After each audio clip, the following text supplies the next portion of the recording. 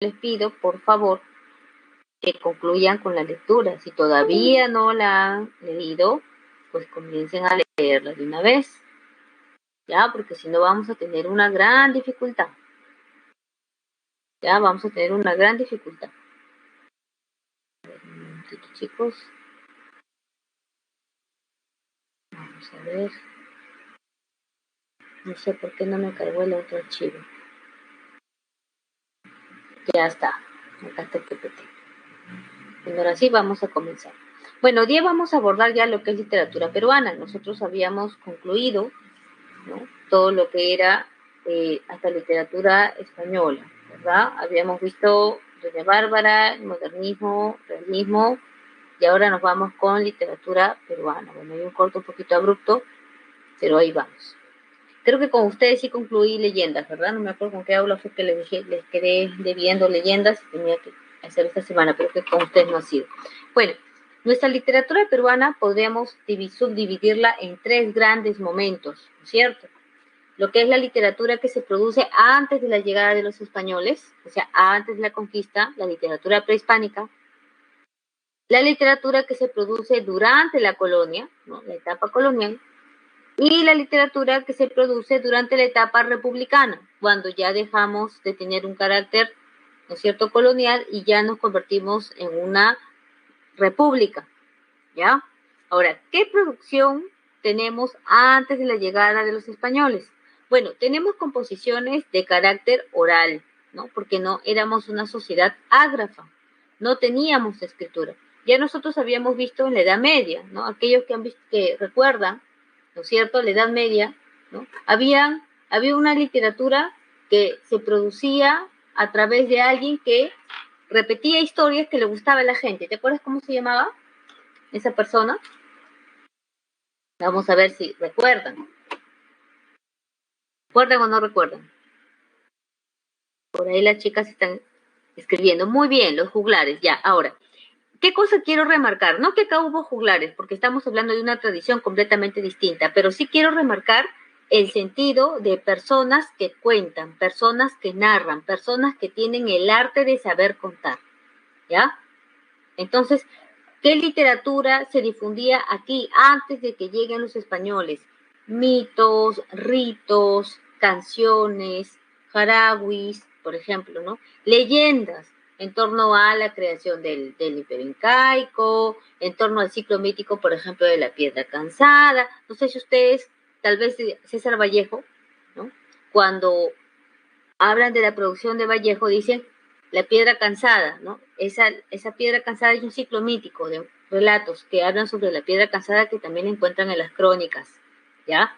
Claro, Vallejo retoma para hacer una obra, pero proviene de la oralidad, ¿ya? Entonces, Dioses y Hombres de Guarochirí, que es uno de los, o también conocido como manuscrito de Guarochirí, ¿no? Francisco de Ávila, que era extirpador de idolatrías, lo que hace es conocer qué idolatrías tienen para poder extirparlas, pero sin proponérselo nos deja, pues, ¿no?, un documento, ¿no?, que nos habla de la historia oral de los dioses, la guerra entre los dioses del mundo antes de que lleguen, obviamente, no los españoles. Entonces, hay una literatura de carácter oral, ¿ya? Ahora, hay una literatura que se produce ya con la llegada de los españoles. Estamos hablando, ¿no es cierto?, de la literatura escrita, ¿ya?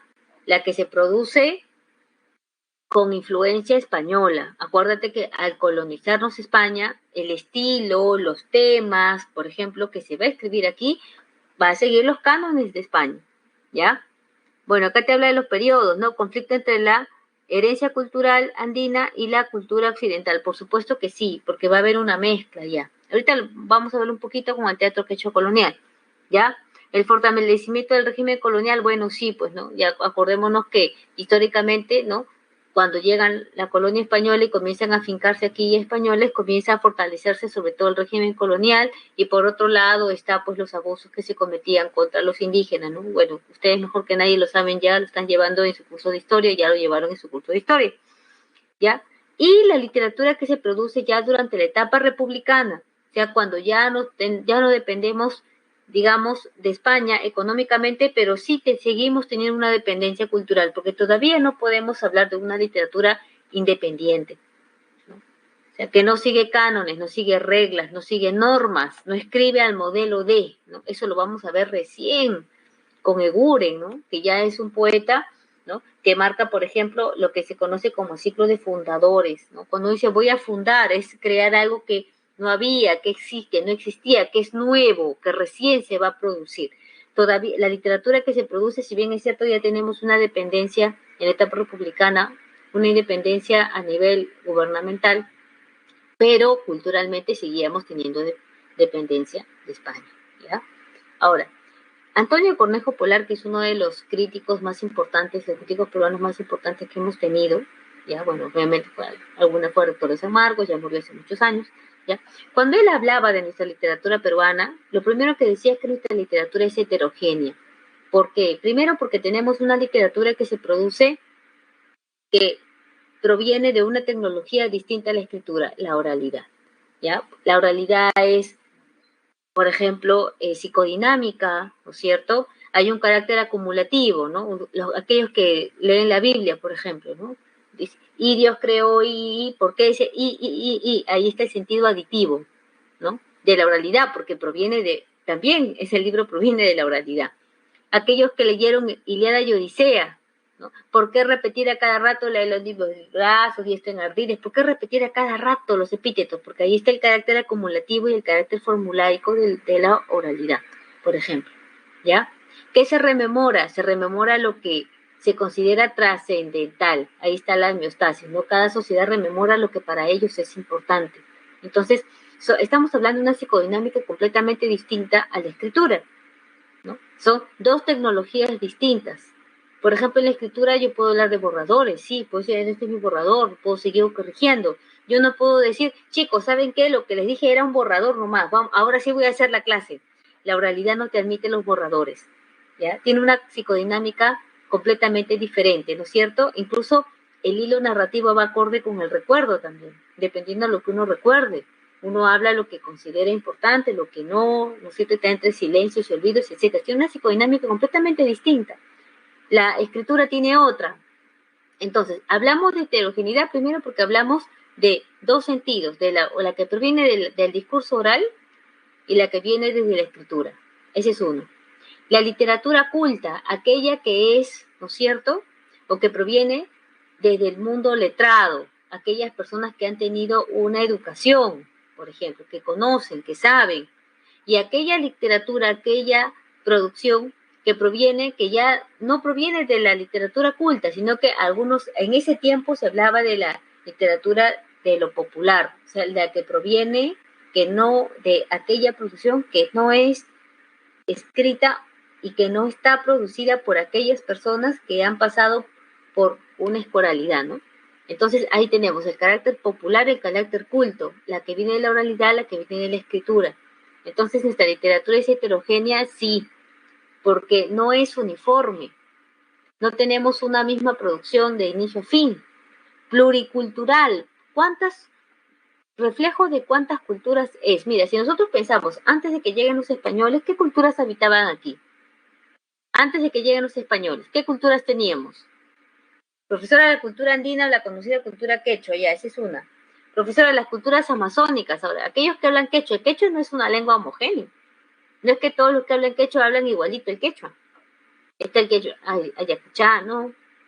Está el quechua, por ejemplo, el que se habla en Cusco, el cusqueño. Está el quechua chanca, por ejemplo, o sea, hay variantes de quechua. Y esto es en el caso del quechua. Y si nos ponemos a pensar en las lenguas amazónicas, ¿cuántas familias lingüísticas tenemos? Son 19, familias lingüísticas, de las cuales 2 provienen del quechua y el aymara y las otras son amazónicas. Entonces, antes que lleguen los españoles, ya teníamos, ¿no?, mezcla cultural, ¿no es cierto? Ahí tenemos 2 culturas y dentro del mundo amazónico, no, todos son la misma lengua. Entonces, ya tenemos una cultura que es pluricultural. Ahora, llegan los españoles. ¿Qué cultura nos traen? Profesora, la cultura occidental. Ahora, pasa el tiempo. Cuando ya, ¿con qué más vinieron los españoles? No vinieron solos, trajeron esclavos negros. ¿Qué cultura, qué componente cultural se viene a sumar? Profesora, la cultura afrodescendiente, la que proviene de lo africano. ¿Cierto? Ya, ya se da la esclavitud, ya no hay esclavitud, ¿no es cierto? Castilla libera a los esclavos, bueno, no por buena gente, ya no veía cómo solventarlos, usted ya lo ha visto más en historia que yo. ¿Quiénes vienen a ocupar su lugar en esos trabajos y esas faenas duras de las haciendas azucareras? Y eso por la historia, profesora de los culíes chinos, mira, lo amazónico, lo quechua, lo occidental, lo africano, los pensando en los culíes chinos, profesora, hubo una migración japonesa, una inmigración italiana. Yo te pregunto, ¿cada cultura es reflejo, cada lengua es o no es reflejo de una cultura? Por supuesto que sí. Entonces, coexisten varias culturas. Aquellos que hayan leído, por ejemplo, la poesía de José Watanabe, que aunque él es peruano, pero tiene ascendencia japonesa. Claro, él ya falleció, pero sus poemas provienen de la tradición del haiku. Si hay que entender la poesía Watanabe, hay que también meterse un poco a la tradición del haiku, por ejemplo. ¿No? La inmigración china, ¿qué componente nos trae en la literatura? Yo quiero entender al profesor Oscar Colchado, quiero leer, por ejemplo, a Sócrates Usunaga, por ejemplo. ¿No? ¿Cómo quiero leer Arguedas? Para yo poder comprender Arguedas, que tengo que meterme en el mundo de lo quechua, ¿te das cuenta? Entonces, la literatura es reflejo de una cultura. Entonces, nuestra literatura también es pluricultural y es multilingüe, porque estamos hablando de varias lenguas, la que está producida en castellano, la que está producida en lenguas originarias. Entonces, nuestra literatura no es homogénea, ya te diste cuenta, nuestra literatura es heterogénea. Primero, lo oculto, lo popular, lo que proviene de la oralidad y lo que proviene de la escritura, ¿ya? Sin contar la coexistencia de culturas, la coexistencia de lenguas, ¿ya? Entonces, nuestros tres grandes momentos de lo que es literatura peruana, lo preincaico, la colonia y la república. Y dentro de la república se da el costumbrismo, ¿no es cierto? De ahí se va a dar el romanticismo, el realismo, el modernismo, el posmodernismo, la vanguardia, el indigenismo, la generación del 50, la del 60 y ya lo que viene la literatura contemporánea. Entonces nos vamos a dar cuenta que tenemos un amplio derrotero para estudiar nuestra literatura. Durante el periodo colonial, que estamos hablando de la época de la conquista, ¿no? Cuando la corona quiere saber cómo son esos nuevos territorios conquistados, ¿no es cierto? ¿Quiénes van a comenzar a escribir? Soldados, ¿ya? Soldados. No todos los soldados españoles que llegaron aquí y que se afincaron acá eran personas cultas y letradas. Son personas que algunos con las justas y conocían unas cuantas letras. Entonces, si tú a un niño le dices, a ver, escríbete una historia, relátame esto, ¿cómo te lo va a contar? Primero, obviamente, con un dominio del castellano tal vez no perfecto. Si así nomás hay chicos que ya tienen faltas ortográficas, que no saben escribir bien, profesora, un texto correcto, cohesionado, con un hilo narrativo, argumentativo y etcétera, hay un problema ya. Imagínate una persona que apenas conozca las letras. Ya tiene dificultades. Entonces, las primeras crónicas, la llamada crónica de la soldadesca, algunos le llaman a la crónica todavía porque no pule la rudeza de su estilo. O sea, no estamos hablando pues una narración tipo Garcilaso que ya te cuenta una historia, ¿ya? Es otro tipo de escritura, donde la narración no sale fluida, donde no se detiene a detallar, a contarte en detalle. Ahí tenemos una gran dificultad. Ahora, ¿qué cosa es la crónica? La crónica es una narración histórica, de tendencia histórica. ¿Quién la cuenta? Generalmente la cuenta un protagonista, alguien que estuvo, pero también puede ser una narración, ¿no es cierto?, que es producto de lo que el cronista le pregunta a un testigo, a alguien que sí estuvo, porque no voy a decir un testigo presencial, porque ya el testigo es porque ha estado ahí, es testigo, estuvo presente, por eso es testigo, ¿ya?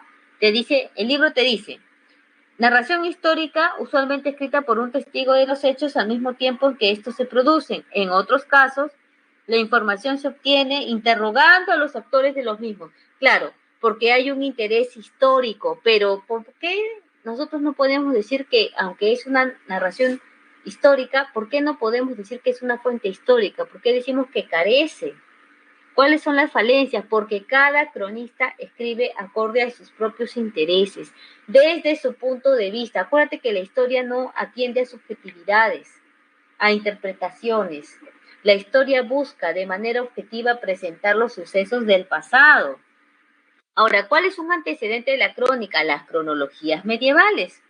Ahora, ¿hay diferencias? Sí. ¿Por qué? Porque la cronología medieval es como hacer una lista de mercado. Solamente se propone, ¿no?, hablar de datos hechos de manera escueta, sin atender a la descripción de detalle narrativo. ¿Ya? La crónica no, con el tiempo, por las primeras crónicas, la crónica de la soldadesca no llega a tener esa elegancia que encontramos en Garcilaso, esa naturaleza más narrativa. ¿Ya? Aparte que Garcilaso se va a interesar por todo tipo de aspectos. ¿Ya? ¿Por qué te dice que es una versión más o menos apasionada de los hechos? Porque cada cronista va a escribir acorde con sus intereses personales, acorde a lo que a él le interesa. Hay crónicas que solamente te hablan de las fábulas, los ritos de los incas, como Cristóbal de Molina. Solamente fábulas, mitos y ritos. No te va a hablar de otra cosa, no te va a hablar de aspecto económico, social, no te habla. Hay otras crónicas que te van a hablar solo del encuentro de Cajamarca. ¿Cómo fue ese famoso encuentro? ¿Cómo se produce la conquista?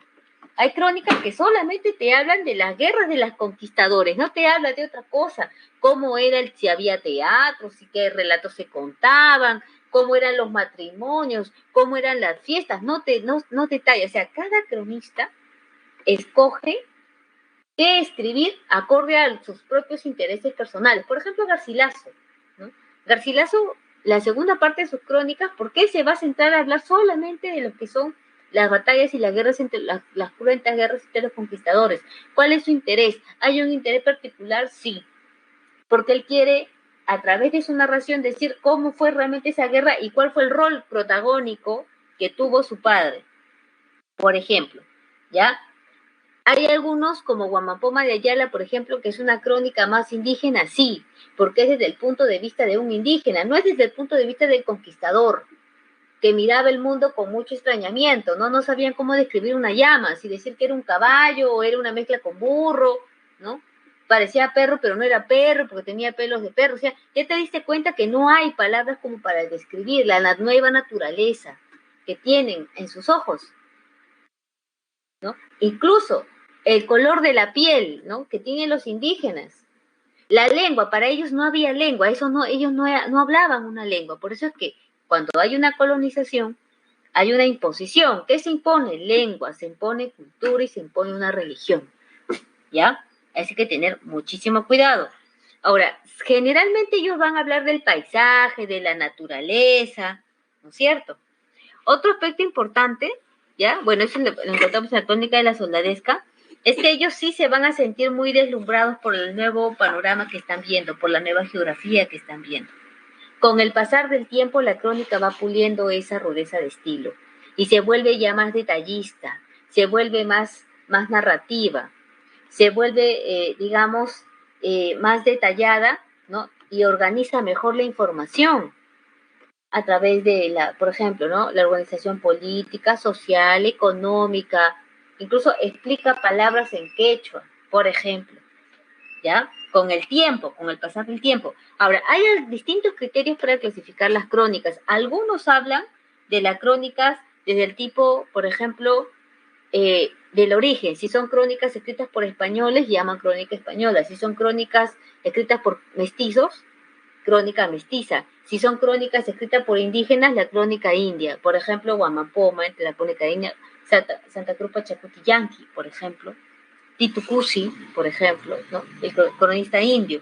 Algunos hablan de las crónicas acorde con los oficios que tenían, si eran juristas, si eran abogados, si eran solamente, por ejemplo, escribanos, porque no crees que el escribano, ¿no?, era solamente la persona que era letrada, era solamente la persona que se dedicaba a la escritura, ¿no? Incluso en la época el papel era caro. No sé si alguno acá postule a historia.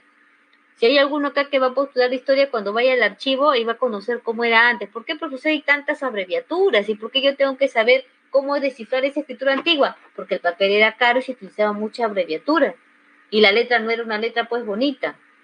Hay distintos tipos de letras, ¿no? Por eso es que tú tienes un documento del siglo XVII, del siglo XVIII, hay que saberlo leer, del siglo XVI, ¿no? Es cuando recién comienza, ¿no? Ahí están los archivos, los documentos viejos ahí, ¿ya? Ahora, ¿qué tipo de literatura se va a producir aquí, ¿no? tenemos ahí también el teatro, ¿ya? El teatro quechua colonial. Vamos primero con la crónica, ¿ya?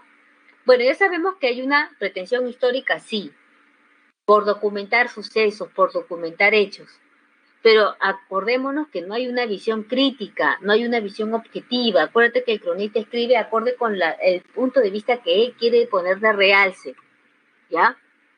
Ahora, va a informar sobre la nueva realidad que tiene, cómo es la flora, cómo es la fauna, cómo es la naturaleza, cómo es la organización interna, ¿ya? Ahora, ¿está marcada por la personalidad? Sí. Por ejemplo, en la crónica de Guamampoma, ¿no? Es desde el punto de vista indígena. Él va a hablar, por ejemplo, de los abusos que cometían los encomenderos, los curas, por ejemplo, ¿no? Los abusos que cometían las instituciones españolas, por ejemplo, pero desde el punto de vista no del vencedor, sino del vencido, ¿ya? O sea, cada uno, ¿no?, va a impregnar su crónica acorde con la personalidad que tiene. En el caso de Garcilaso, ¿ya? Bueno, cuyo nombre es Gómez Suárez de Figueroa, pero a él no lo bautizan con ese nombre, ¿no? Perdón, lo bautizan con el nombre de Gómez Suárez, pero él nunca dice yo me llamo Gómez Suárez. Para él es simplemente, ¿no? Él es Garcilaso. Él a sí mismo se bautiza como Garcilaso porque él se siente la persona autorizada para poder contar realmente qué ocurrió aquí, cómo fue la conquista, cómo son estos nuevos territorios. ¿Por qué? Porque él tiene la versión de parte de su línea materna, ¿no es cierto? Personas que han nacido, vivido y visto la época del imperio de los incas. Por eso es que él se siente la persona autorizada. Es como cuando tú vas a un lugar, ¿no? ¿Tiene usted autorización para entrar aquí? ¿O quiere entrar solamente por curiosidad, para saber, para conocer? No, es que yo soy un curioso, que yo soy un investigador. No, pero ¿está usted autorizado? Ya te diste cuenta de esa palabra de era el autorizado, ¿no es cierto? Entonces, él sí se siente con la autoridad suficiente para hablar porque él tiene familia de línea materna y al mismo tiempo tiene sangre española. Es un mestizo, ¿ya? Pero es un mestizo que se siente con la autoridad para poder escribir, ¿ya? Ahora, él se va a dedicar a la actividad militar, sí, pero hacia más o menos, cuando muere el padre que tenía la ambición de que él se educara en España, él se va a España, se va en pleno siglo XVI. Y si tú te das cuenta, cuando se publica, mira, la primera parte se publica en 1609, ya iniciando el siglo XVII, pero él escribe su crónica en el siglo XVI. En el siglo XVI, lo que predominaba mucho era ¿no?, esa corriente llamada renacimiento. Ahí viene la cuestión de la armonía, esa visión idílica que él nos presenta en la primera parte de los comentarios reales, ¿ya? Dice que cronista mestizo, vamos a ver si podemos agrandar un poco. Sí, que busca articular los mundos, claro, porque era un mestizo, ¿ya? La primera parte se publica en 1609. Hay una especie de triada. Antes del imperio de los incas, él dice si era una ciudad, era una sociedad en estado de barbarie. ¿Y quién puso la civilización? Eso va a ser, ¿no?, los incas, Manco Cápac, Mamahuyo. Él, en la crónica de Garcilaso, ¿no?, vamos a encontrar las leyendas que explican, por ejemplo, ¿no?, por qué existe el Cusco, cómo existe el Cusco, cómo sea la fundación del Cusco, tanto la de los hermanos Ayer como la de Manco Cápac y Mamahuyo. En esta primera parte, él habla de la tríada, el antes del imperio de los incas, que sí era una sociedad en estado de barbarie, la etapa de la civilización, que viene con el imperio de los incas, y lo que viene con la conquista. Que para Garcilaso, por eso cuando él habla de los incas, dice no eran politeístas, eran monoteístas, creían en un solo Dios. ¿Y cuál es el Dios? El sol, ¿no? Él nos da una visión completamente diferente. Ahora, ¿cuál es su afán? Su afán es corregir a otros cronistas, porque otros cronistas no hablan de una sociedad, dicen que estábamos en estado de barbarie, antropofagia, muerte, o sea, no había lengua, o sea, él da una visión completamente diferente. Él compara la antigua civilización con Grecia, con Roma, por ejemplo, y eso lo dice de manera muy literal en su crónica. Nos da una visión muy idílica, porque desde el punto de vista de Garcilaso, que hubo astronomía, hubo desarrollo de física, de pintura, arquitectura, por ejemplo, ¿no?, de teatro, organización política, económica, social, había metalurgia, o sea, había astronomía, o sea, había un desarrollo total, ¿no? O sea, nos muestra una sociedad idílica, idealizada, tal vez es la palabra más correcta, completamente idealizada, obviamente por su influjo renacentista, pues. Pero al mismo tiempo va citando otros cronistas, porque el que busca obviamente busca corregir esa versión inicial que dieron los primeros cronistas de que nosotros no teníamos una civilización, no había lengua, no había cultura, no había desarrollo. O sea, ese es su afán, o sea, esa es su intención, pero esa es la primera parte. Claro, desde el punto de vista de Garcilaso, ¿no? Él, incluso en su crónica, él habla de su admiración que tiene por los primeros conquistadores que llegan aquí. O sea, él no se muestra, digamos, en contra de la conquista, al contrario, él está a favor de la conquista. La segunda parte ya tiene otro cariz. ¿Por qué? Porque en la segunda parte que se publica en 1617, que ya no se llama crónica, incluso, perdón, no se llama, él no titula crónica, él dice comentario, o sea, él se asume comentarista. ¿Qué hace un comentarista ver de deportes? Los que les gusta ver su fútbol. Profesor, el comentarista no es cualquiera, es una persona que conoce, comenta el partido, critica, evalúa, dice, oye, en este juego hicieron tal cosa y en el anterior tal cosa, este vino de tal club y ahora jugó así, ahora juega así, o sea, comenta, y él se asume comentarista, él no dice voy a escribir una crónica, no le llama crónica, él se asume comentarista en esta primera parte, porque él busca eso, la rectificación de esa visión errada, ¿no?, que dieron del imperio, de lo que fue el imperio de los incas, ¿ya? Bueno, hablo de un comentarista en general, pues, Michael, ¿no? Más porque ustedes ya, esa es una figura que ustedes han visto, los que ven deportes, ¿no? O, por ejemplo, los que vienen a las Olimpiadas, no van a poner, pues, a comentar el ballet o el nado sincronizado, cualquier persona de a pie que viene, ya siéntese usted, comenta el nado, sí está bonito. Ellos ven personas que conocen, conocedoras, ven técnica, ven traje, tienen que conocer las reglas, obviamente, pues, por eso voy al sentido del comentarista, ¿ya? La segunda parte se publica con el título de Historia General del Perú. ¿Por qué se titula con este título y ya no tiene el nombre de crónica? Porque en esta segunda parte, ya ella se va a dedicar o se va a abocar a hablar de las guerras entre los conquistadores, ¿ya? De las guerras sangrientas, así como de las luchas sangrientas entre Huáscar y Atahualpa, cómo se desaparecen uno al otro, lo mismo va a pasar con lo de la conquista. ¿Ya? Mira, en la primera parte, Garcilaso no va a hablar de un aspecto, solamente de la colonización o solamente de fábulas, ritos, mitos. Él va a tratar de hablar todo. O sea, tiene un afán enciclopedista. Hay un tono elegiaco, hay un tono de nostalgia del pasado, cuando le cuentan sus parientes, ¿no? Cómo en el pasado todo fue mejor, el pasado de la civilización de los incas. O sea, hay ese tono de nostalgia, ese tono elegiaco. Tiene, ¿no es cierto?, Garcilaso, ¿ya? Ahora, este es un tipo de crónica, ¿ya?, que tiene un propósito, sí.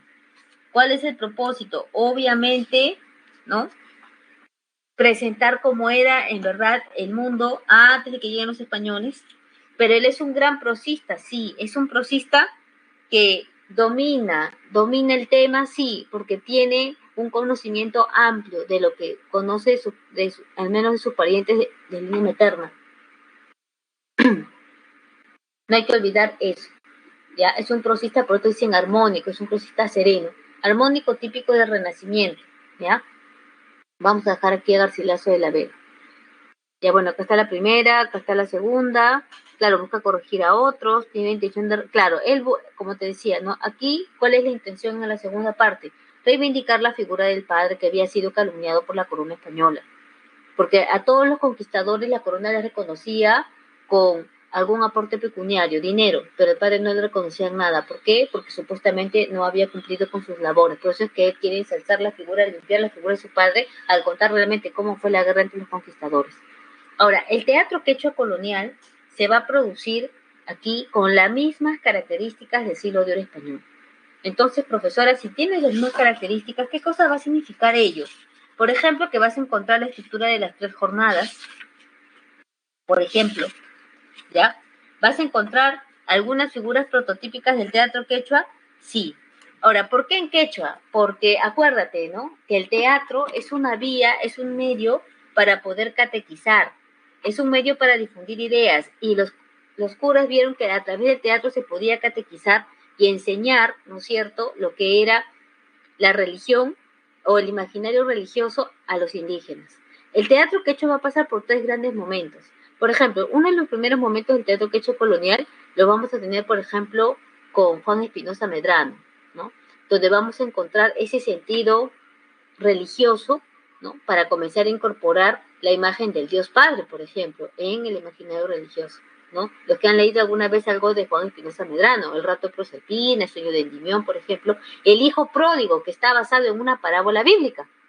Pero cómo en este teatro se va a comenzar a introducir ese sentido de lo que es el pecado, lo que es el castigo, lo que es la imagen del Dios Padre, por ejemplo, ¿no? Mireya, no lo es, ¿sabes por qué? Porque ya lo dije, ¿ah? Porque es subjetivo. ¿Cómo es la historia? La historia es objetiva. La historia no puede contar lo que le conviene contar o interpretando el hecho. La historia tiene que ser objetiva, mostrar el suceso, la interpretación que da para los literatos. La historia no puede ser subjetiva. No puede contar, por ejemplo, ¿no? Aparte que los cronistas sobredimensionan. Tú no puedes tratar de reconstruir la historia con una sola versión. Profesora, pero cuando había juicios, pero siempre se compulsaba la fuente. Eso se llama historia compulsar la fuente. Se cruza información entre uno y otro para ver la veracidad de lo que se dice. Por eso es que no es un medio para hacer historia. No es un medio. Ahora, ¿qué es una literatura? Sí, que tiene un carácter histórico, eso ya es otra cosa ya. ¿Ya? Bueno, sigamos con el teatro quechua colonial. Entonces, a través del teatro se podía catequizar a los indígenas, ¿no? Y en el primer momento el teatro quechua colonial se comienza a introducir la figura del imaginario religioso, por ejemplo, ¿no? Como la imagen del Dios Padre, como te decía, ¿no? En el caso de Juan Espinosa Medrano, por ejemplo, ¿ya? La figura del Dios Padre, la figura del diablo, la figura de lo que era el pecado, lo que era castigo, por ejemplo. Lo que era la idea de, en el rato de Proserpina, por ejemplo, la idea de Jesús que salva, porque la Proserpina es el alma, ¿no? Que quiere ser arrebatada por el diablo, y Jesús va y la redime y la salva. Entonces, a esas ideas, ¿no? Que son del imaginario religioso, está en ese primer momento el teatro quechua colonial. Hay un segundo momento el teatro quechua colonial donde se refleja ya el choque de la conquista, ya que ya no solamente vas a encontrar, por ejemplo, lo que es imaginario religioso. En un segundo momento, por ejemplo, en el caso de Gabriel Centeno de Osma, por ejemplo, con el Uzcapaucar, o esa obra El pobre más rico, que es de carácter anónimo, por ejemplo, ¿qué vamos a encontrar?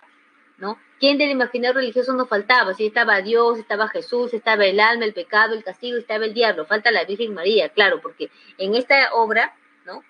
Ahí está la figura del pacto con el diablo, ¿no? Del alma que está buscando, pero claro, la obra trata de un personaje inca que ha caído en desgracia, que se enamore, que está buscando, ¿no? La gloria pasada y enamorar a esta mujer, y para eso hace un pacto con el diablo, pero antes que el diablo se lo lleve, ¿quién aparece? La Virgen María, y lo salva. Entonces, ahí está la figura que faltaba, pero date cuenta que aquí está el choque de la conquista, porque es un personaje inca que ya no gobierna, que está en desgracia, porque está el otro, está el conquistador, el quien está ocupando su lugar. Ahí está el choque de la conquista. En un tercer momento ya no encontramos eso, ahí está Ollantay, ¿ya? Ahora, pregunta, en Ollantay, ¿qué encuentro yo, profesora? Me hablan de dos incas. Esos dos incas que me mencionan en Ollantay, ¿son incas que fueron inventados por el autor? ¿O son incas históricos? ¿Son incas que existieron? ¿Cuáles son esos dos incas?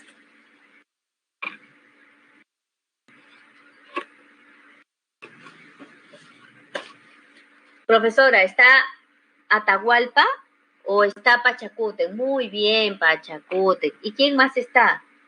Tupac Yupanqui, ¿no es cierto?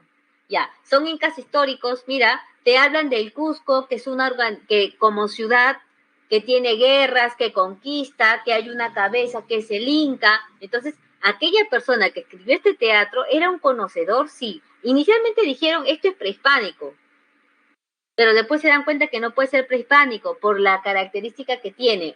Solamente te voy a mencionar un elemento, ¿ya? ¿Qué hace Rumiñahui para capturar a Ollantay? Le hace creer que cayó en desgracia, se va a las afueras del Antisuyo y le dice que el nuevo Inca es un tirano, le hace creer que lo va a querer matar. Entonces, ¿qué hace Ollantay? Se apiada de él, pues, porque ellos en el pasado fueron generales y luchaban juntos para conquistar territorios en favor del Inca. Lo hace entrar, hay festividades, todos están ebrios. Cuando ya ve que todos están ebrios y durmiendo, ¿qué hace Rumiñahui? Abre las puertas del Antisuyo, ingresa el ejército y todos son llevados ante el Inca. ¿A qué te suena ese ardid? ¿A qué se parece? ¿A qué obra universal se parece? Tú sabes, ya te dije que la sociedad antes de la llegada de los españoles éramos una sociedad ágrafa. Acá no llegaban las grandes obras de la literatura universal, no de Odisea, ojo, no. Se parece a cómo cayó la ciudad de Troya, y la caída de Troya no está contada ni en la Ilíada ni en la Odisea. Está en la literatura latina, ¿ya? Está en la literatura latina. Aquellos que alguna vez han leído. Ayer ya no, a ver, busquen pues, a ver si se dan la tarea. Pero no está relatado ni en Ilíada ni en Odisea. Está en la Eneida, ¿ya? Entonces, se parece.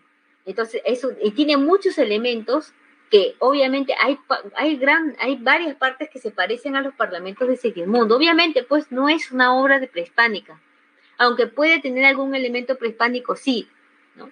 Tiene algunos personajes prototípicos. Acuérdate que había una figura de un poderoso que bien podía ser bueno, como podía ser malo, podía ser bueno, benevolente, podía perdonar, ser justiciero, pero también podía ser un injusto, un castigador, un tirano. Y eso lo vimos ya en la clase anterior. Entonces, ahí está la figura del poderoso, ¿no? La Eneida, Mauricio. En la Eneida, ahí, pero la Eneida es muy, muy posterior, ¿ah? Eso ya es literatura latina, no es griega, ¿ah? Entonces, eso ya, falta, ¿ya? Entonces, ese ardí de Rumiñahui es como cae la ciudad de Troya. Entonces, esta obra tiene muchos elementos por los cuales uno dice, no, pues es imposible. Esta obra no puede, pues, ser colonial. No, pues, es que no es una obra colonial. ¿Ya? No hay que olvidar eso. Ahora, ¿en qué está escrita? En lengua quechua, ¿ya? Acuérdate en quechua porque se buscaba catequizar a los indígenas. Es género dramático. No, el autor es anónimo. Se creyó que era el padre Antonio de Valdés. Se creía, pero cuando ven la cronología entre más o menos en qué fecha se pudo haber sido compuesto, se dan cuenta que era imposible, porque alguien de 5 años, 4 años no va a componer una tremenda obra, pues, ¿ya? No, imposible. Entonces, es una obra no de los inicios del teatro quechua colonial, donde está muy fuerte el componente religioso, choque de la conquista, sino es de ya posterior, por lo menos es de fines, o bien de mediados del 17, o de fines del siglo XVIII, más o menos, ¿no? Datan esta obra. Ahora, ¿sigue los modelos del teatro del siglo de oro español? Sí, sigue esos modelos porque está escrito en verso, sigue el octosílabo, la rima es consonante, tiene elementos, sí, ¿ya? Entonces, aquí vamos a ver el tema del poder. Hay dos tipos de ejercicio de poder, claro, ¿no? Este general, que es Ollantay, ¿ya? Se enamora de la hija del Inca, y cuando se da valor, ¿no? Para hablarle y pedirle la mano, ¿qué es lo que le dice el Inca, no? Le dice que es un plebeyo. Mira la palabra que usa, plebeyo. Esa noción del plebeyo, del rey, ¿de dónde proviene? No proviene de aquí, eso proviene de la tradición medieval. Entonces, cuando uno lee con atención, nos damos cuenta que hay palabras, hay sentidos, hay conceptos que no encuadran. Si uno mira en el prehispánico, por ejemplo, ¿no? Nos damos cuenta que son culturas, sistemas culturales diferentes, aunque esté ambientado en el Cusco, por ejemplo. ¿Ya? La obra comienza cuando Ollantay está viendo al sumo sacerdote que sale del palacio del Inca y él le revela el amor que siente por Cusicoyo, y él le recomienda de que no le pida la mano porque es imposible, el Inca no le va a dar la mano. ¿Por qué? Porque eran imposibles las relaciones de tipo, supuestamente las relaciones de tipo exogámico son imposibles, o sea, él no pertenece a la cultura, no pertenece tampoco, digamos, a la élite, ¿no? A la que pertenecía Cusicoyo, por lo tanto el Inca nunca lo iba a permitir. Pero él igual se arma de valor, ¿no? Y antes de partir, porque el Inca le dice que vayan a descansar porque en unos días van a salir nuevamente a seguir conquistando territorios en favor del imperio, él le dice que le puede servir mejor, que va a ser un gran general si es que le concede la mano a Cusicoyo. Y es ahí que el Inca monta en cólera y le dice que no, que él es un plebeyo, que ha mirado demasiado alto. Y que dice Ollantay, si antes estuve contigo y luché en tu nombre, ahora estaré contra ti. ¿Qué es lo que hace Ollantay? Se refugia en el antisuyo, se va, se revela. Por eso es que cuando llega un indiecito con un quipo en la mano y el Inca a través del quipu se da cuenta de lo que está haciendo Ollantay y el ejército, el número de ejército numeroso que tiene, le dice a Rumiñahui, anda y dale captura, ¿no? Pero Rumiñahui se va para capturarlo y no puede, porque después sale Rumiñahui vencido, triste, diciendo, ¿y ahora qué cosa le digo al Inca? De pronto se da un lapso de 10 años. En la obra no te dice cómo fue que Pachacútec se entera de Cusicoyo, que está embarazada, cómo la encerró en el Aguiaguasi, no sale. Cuando Ollantay quiere escaparse, fugarse ¿no? con Cusicoyo y lo manda a Piquichaqui al palacio de donde supuestamente vive Cusicoyo, le dice no hay nadie, parece que eso estuviera deshabitado, que nunca nadie hubiera vivido ahí. No se sabe qué pasó. De pronto se da un lapso de 10 años. En el Aguiaguasi una niña pequeña llamada Imazuma que no quiere cambiar de vestimenta, obviamente porque cada vestimenta es un paso, un rol diferente en el Aguiaguasi, ¿no? Y le habla a Pitusaya, que es quien cuida de ella, ¿no? Y le dice que ha ido por una parte del Aguiaguasi donde parece que escucharon un lamento. Le dice, no, eso no es un lamento, es el viento, le dice, ¿no? Y ella le cree, pero como sigue yendo por esa parte ruinosa del Aguiaguasi, que es un lado donde casi nadie va, me parece, entonces se da cuenta que ya no la puede engañar a la niña, y le dice, ven mañana a tal hora y yo te voy a revelar la verdad de tu origen. Cuando se van a esa parte ruinosa del Aguiaguasi y abren, hay un calabozo, ella se queda sorprendida porque es un calabozo pequeño, paredes húmedas, y abren, y hay una mujer enferma. Y esa mujer enferma resulta que Cusicoyo, ella es la segunda vez que ve a su hija, la primera ¿cuándo fue? Cuando nació, de ahí no la volvió a ver. Cuando le pregunta a Pitusaya quién es esa niña, le dice que han pasado como 10 lunas, ¿no? Desde que nació, más o menos los 10 años, 9 años que tiene la niña, ¿no? Y ahí en el diálogo que tienen ambas mujeres se revelan su verdad, ¿no? Que ella es hija y que son madre e hija, y ella le promete a su madre sacarla de allí. Ha pasado 10 años, el Inca ha muerto, ahora Tupac Yupanqui es nuevo regente, Ollantay sigue refugiado en el Antisuyo Ollantay se ha autoproclamado Inca, él es el Inca del Antisuyo. ¿Ya? Y va Rumiñahui y le dice, dame una última oportunidad por mi honor. Ahí está el sentido del honor. No había la noción de honor en el prehispánico, ¿ya? Es una obra colonial por donde se le mire. Y él le dice que sí, por eso es que ya él va a la afuera del Antisuyo con el ardid que ya te dije. Cuando los apresan a todos, supuestamente, ¿qué va a hacer el Inca? Los va a castigar, pero de pronto, cuando le pregunta a Orco Guaranca, que es el general de Ollantay, y le dice que le va a dar un cargo, que lo va a hacer general del Antisuyo, y a Ollantay le dice, tú vas a gobernar conmigo, y todos se quedan sorprendidos, que van a haber 2 incas. No, no van a haber 2 incas, pero yo tengo que viajar al Collao, y en mi ausencia le tienen que hacer caso. Incluso le pregunta si es casado, si tiene familia, y él le dice que en alguna vez estuvo con alguien, pero no fue bien, no nada, o sea, no le detalla nada más. Llega una niña que es Simazuma, que pide hablar con el Inca, le dice, ahora es tu momento de actuar, habla con la niña. Y cuando le va a hablar a la niña, ella lo único que hace es convencerlos para llevarlos al Aguiaguasi. Cuando los llevan al Aguiaguasi, Ollantay y va también Tupac Yupanqui y abren el calabozo, cuando la ve dice, pensábamos que habías muerto, le dice, ¿no? A Mamajaja le dice, ¿y quién ha hecho esto? Tu padre, le dice, ¿no? Y ahí cuando la ven a la niña le dice madre, y Ollantay reconoce en esa mujer enferma, Cusicoyor, él se compadece y permite que se casen. Mira, la obra tiene final feliz, típico del siglo de oro, finales felices, ¿no? Las relaciones dentro de la obra son de tipo exogámico, porque él pertenece a otra clase social, y cuando uno lee la historia solamente se ganaban entre sus propias panacas. Incluso ya tú no eras nadie del Incayo, no pertenecías en una panaca real, pero perteneces a un ayo, alguien de un ayo no se puede casar con alguien de otro ayo, tampoco era imposible. Cuando uno mira la historia prehispánica, pero te digo, por donde la mires, esta obra es colonial, ¿ya? Profesora, ¿y cuál es ese conflicto interno político que ha sabido resolver? Porque hay 2 gobernantes, es como con el Perú hayan 2 presidentes, es imposible, hay un conflicto político, ya hemos tenido, el año pasado hemos estado en vilo con conflictos políticos, ¿sí o no? Ya sabes que es un conflicto político. En el caso de Ollantay, el conflicto político fue, había 2 incas, el del Antisuyo, el que se autoproclamó inca, ese es Ollantay, y el inca cusqueño que estaba allí, que era Tupac Yupanqui. Entonces, Tupac Yupanqui, de ser más magnánimo, más generoso, ¿no? Supo resolver los conflictos que se produjeron en la sociedad donde se vivía dentro de la obra, ¿ya? Esa es más o menos para que te des cuenta, ¿no? Cómo se produce el barroco aquí, ¿no? Ahí están los dos ejercicios del poder, el inflexible, el autoritario y el magnánimo generoso. Ya te cuenta que aquí se han bifurcado en dos, aquel rol del poderoso, ¿no es cierto?, o bien del justiciero o bien del magnánimo que estaba en el teatro del siglo de oro español, ¿ya? Termina la etapa colonial y viene un periodo de crisis, que es la literatura de la emancipación. El sistema colonial entra en crisis por el descontento, obviamente, ¿no?, de los indígenas. Acordémonos de la rebelión de Tupac Amaru, que es la rebelión más importante, una de las más importantes que tuvimos, ¿no es cierto? Él se rebela en Tinta, acuérdate, ¿no?, en Cusco.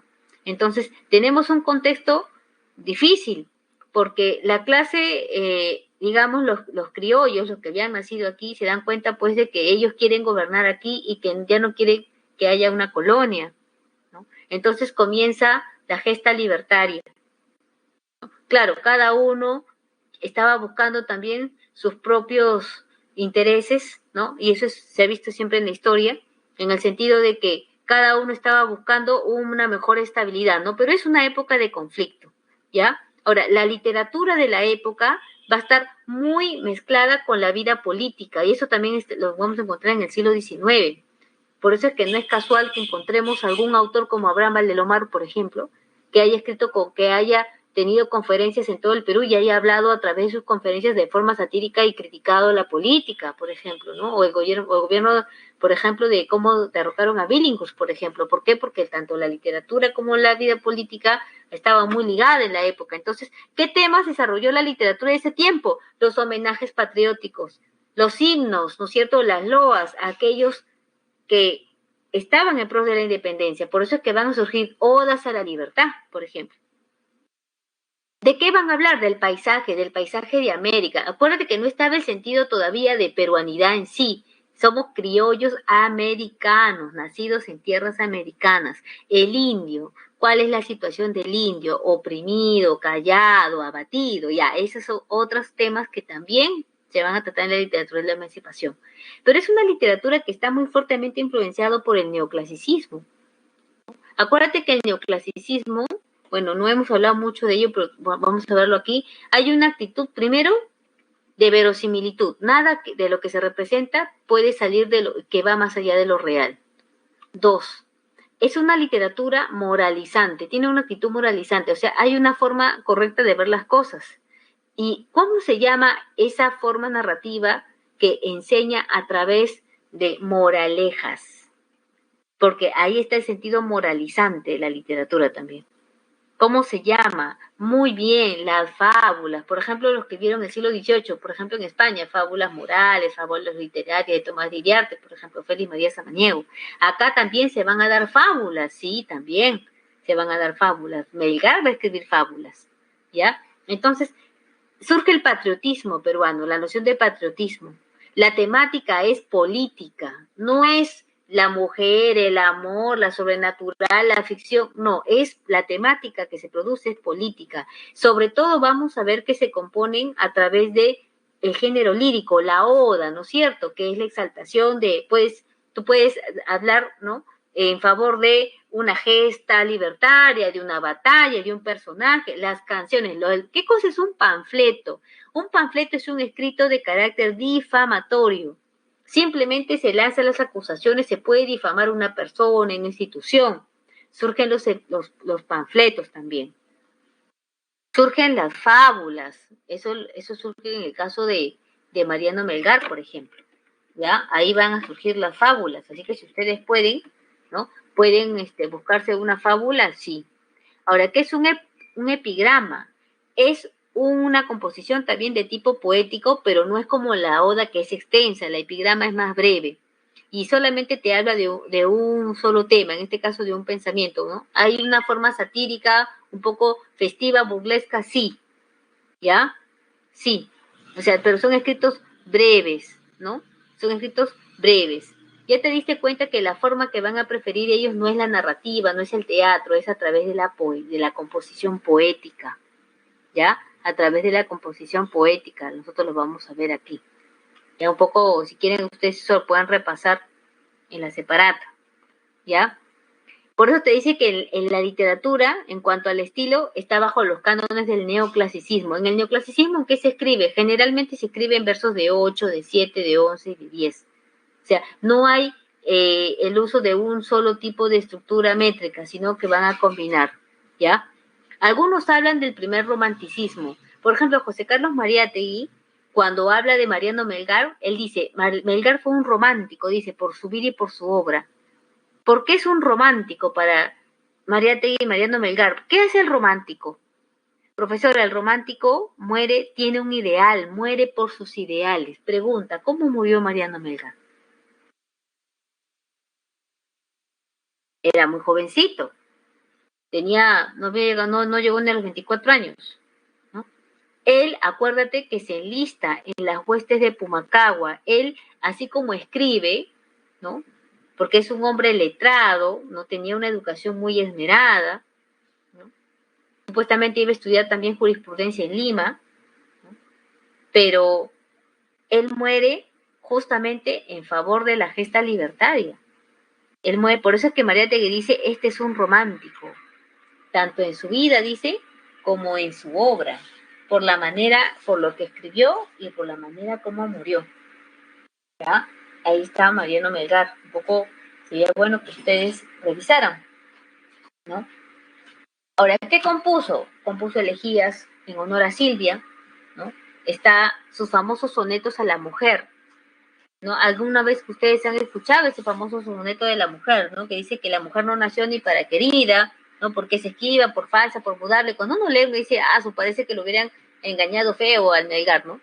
Pero esos dardos, esos ataques contra la mujer son comunes de la tradición poética del yarabí. Alguna vez deben haber escuchado algún yarabí, ¿no? Los yarabí son comunes encontrar hasta mujeres que no tienen corazón, porque es común, viene de una tradición poética completamente distinta. Ahora, Melgar tenía mucho contacto con aquella tradición que viene de regambre popular, como el yarabí, el jarawi, por ejemplo, ¿ya? Ahora, cuando él escribe sus poemas, ¿ya? Cuando él escribe sus yarabís, el yarabí melgariano es una producción que muestra esa mezcla, ¿no es cierto?, entre lo oculto y lo popular.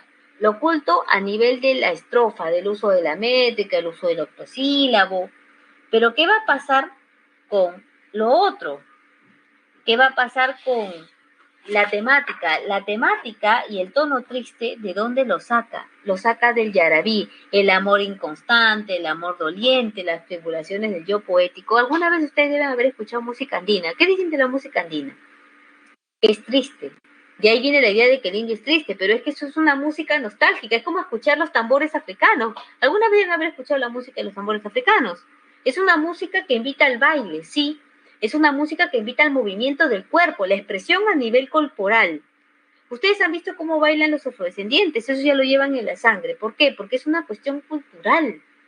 Así como cuestión cultural es la música andina, el carácter que algunos dicen que es triste, pero es melancólica, pues. Entonces, esa temática, esa melancolía, ese amor doliente y sufrido, no viene porque Silvia lo engañó y es aquel que está con el corazón roto. Proviene porque él absorbe la tradición literaria del yarabí y es una mezcla entre lo oculto y lo popular.